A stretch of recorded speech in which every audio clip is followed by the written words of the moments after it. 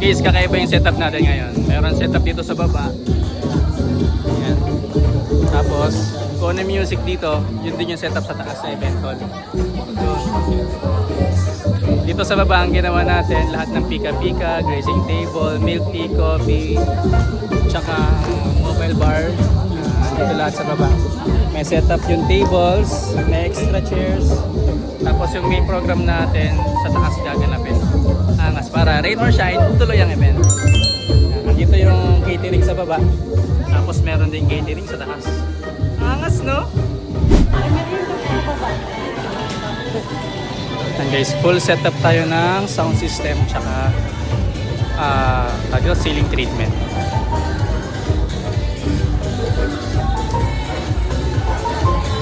Diba? Ang ganda. Tapos meron tayo dito pang entrance. Ay, projector po. Sige po.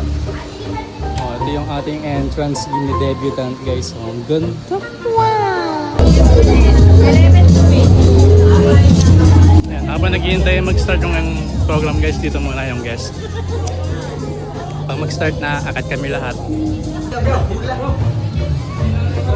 Salamat gentlemen for dancing guys, with start our na guys. event. Kapansin nyo, wala ng tao kasi nandun na lahat sa taas. Mamaya after party, yan, dito na sila ulit after party. Very exciting, very exciting. Now, Mika, how does it feel? You are seeing 150 loved ones within the venue. Anong pakiramdam na finally 18 ka na?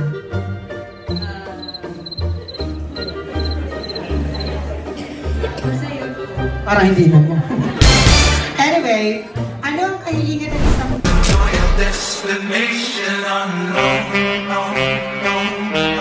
Events place, swimming, lights and sound, catering, event styling, mobile bar, coffee booth, hosting, all in one event.